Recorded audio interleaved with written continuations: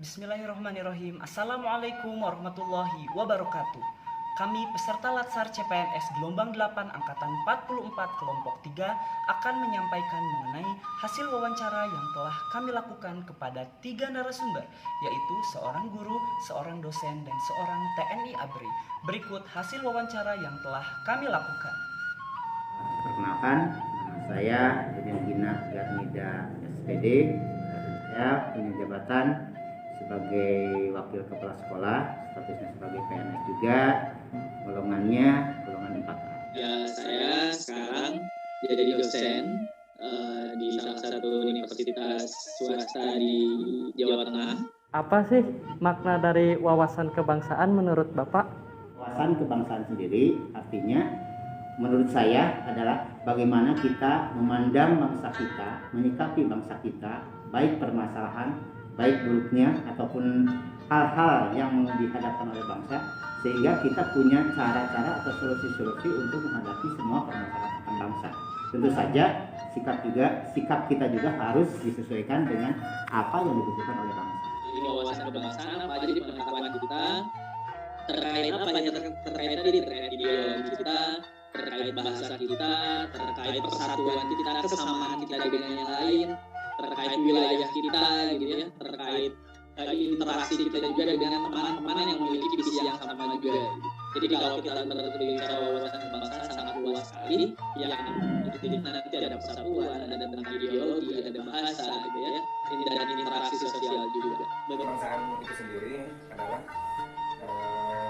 cara pandang bangsa Indonesia mengenai diri dan lingkungannya, mengutamakan kesatuan dan persatuan wilayah dan penyelenggara kehidupan berbangsa dan bernegara.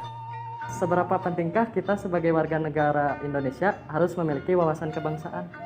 Sangat-sangat penting, karena menurut saya wawasan kebangsaan sebagai istilahnya pilar bagi jiwa bangsa kita tentu saja berdasar pada apa yang akan kita berikan pada negara tersebut. Utama dari bangsa itu adalah warga negara. Bila mana warga negara kuat, istilahnya menjadi power juga untuk negara tersebut. Karena wawasan kebangsaan bisa jadi fondasi cikal bakal ketika kita terhadap kepedulian kadang wawasan kebangsaan memang dipupuk untuk seseorang itu cinta tanah air, peduli. Nah, kita kan nggak bisa kalau cinta kalau nggak tahu ya gimana kita mau mencintai kalau kita belum mengetahui. Apa saja sih bentuk bela negara yang sudah Bapak terapkan?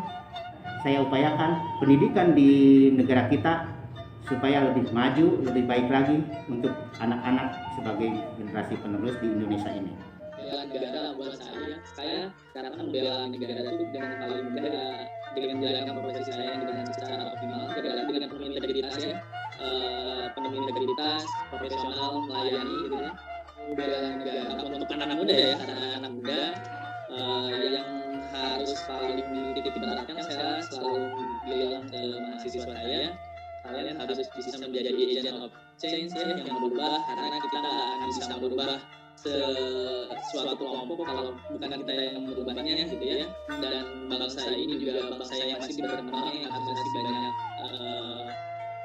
perkembangan yang kita harus diperbaiki, sehingga yang saya selalu bilang ke generasi muda itu jangan lelah untuk bergerak gitu, harus selalu berubah gitu ya. Generasi muda adalah penerus dari sebuah bangsa, tulang punggung dari sebuah bangsa. Tentu saja harapan saya generasi muda itu menjadi kekuatan dari negara tersebut. Dan Ade sebagai generasi muda saya sangat harap punya jiwa kebangsaannya yang lebih dari yang lain. Kenapa? Karena bangsa kita tentu saja akan menjadi kuat, menjadi tangguh, baik tangguh di dalam maupun tangguh keluar. Tentu saja itu harapannya sebagai kekuatan intinya adalah generasi muda. Negara Kesatuan Republik Indonesia adalah harga mati, tidak bisa digantikan. Negara Kesatuan Republik Indonesia itu adalah kesepakatan dari leluhur kita, dari jeripayah perjuangannya yang harus kita pertahankan, dan selaku calon pendidik ya kan harusnya diterapkan dari sedini mungkin. Terus kan kita di Indonesia ini banyak sekali masalah ya Pak. Nah, terutama masalah apa sih yang dapat memecah belahkan suatu bangsa di Indonesia ini? Menarik sekali ya pertanyaannya, sangat menarik kalau buat saya pertanyaan ini. Justru permasalahan yang sering muncul ya Pak, kalau yang saya lihat sepengalaman ini dengan adanya Indonesia itu ada isu-isu yang hoax ya, isu-isu yang tidak jelas kebenarannya yang diadu-dombakan yang pada akhirnya itu menjadi nanti Indonesia sendiri gitu ya, atau bangsa kita sendiri menjadi dua kubu atau beberapa kubu gitu ya. Jadi beritanya belum jelas, yang satu ngejelekin A, yang satu ngejelekin B, padahal ya mereka masih dalam satu kesatuan yang memang tujuannya mungkin sama, tapi itu cara memahaminya karena kebenarannya belum jelas, hoaxnya tapi sudah diperdebatkan gitu. Dan literasi Indonesia juga, literasi masyarakat kita kan belum sepenuhnya bagus. Kalau kita lihat dari zaman ke zaman atau dari era pemerintahan siapapun, tentu saja masalah yang paling utama adalah keadaan kehidupan dari masyarakat itu sendiri. Itu yang jadi masalah. Ya, walaupun istilahnya ada berbagai masalah yang menyangkut syarat ataupun menyangkut hal-hal yang berbau ideologis, tentu saja itu sudah diantisipasi dengan berbagai macam cara oleh pemerintah.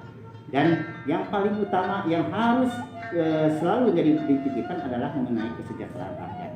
Itu intinya adalah masalah tentang kehidupan perekonomian, kehidupan sosialnya, dan kehidupan dalam kebebasan untuk meyakini agama tertentu. Ancaman ya terbesarnya jangan sampai kita termakan hoak, ya kan, dengan arus globalisasi jangan kita termakan hoak. Upaya apa yang bisa kita lakukan untuk mencegah kayak ancaman, gangguan, hambatan, dan tantangan dari dalam ataupun dari luar Indonesia? Mudah bilangnya tapi susah untuk diaplikasikannya. Jawabannya tinggal terapkan saja Pancasila. Kenapa bilang seperti karena itu ada toleransi, ada kerjasama, ada persatuan. Kalau kita sudah bisa menerapkan 5-5-nya, saya kira kita bisa menjadi bangsa yang luar biasa. Ya, yang harus kita lakukan dan sudah dilakukan adalah satu, menanamkan jiwa persatuan, menanamkan rasa memiliki, menanamkan rasa kebangsaan seperti tadi. Kalau itu sudah kuat, tentu saja tantangan atau apapun insya Allah akan bisa dihadapi. Dan itu membutuhkan pengorbanan yang sangat luar biasa. Baik pengorbanan dari aparat-aparat pemerintahnya ataupun dari masyarakatnya. Itu adalah keterpaduan yang memang tidak bisa dipisahkan untuk mengatasi masalah bangsa. Tanah airnya yang kuat, ya kan, awas kebangsaan yang kuat, ya mereka tidak akan tergoyahkan. Mau disusupi sama ini kan yang akan merusak untuk ancaman bangsa orang nggak akan terjadi kan? Ya mungkin itu saja. Terima kasih Bapak atas waktunya. Mohon maaf mengganggu waktunya. Ya mungkin itu aja. Terima kasih Pak.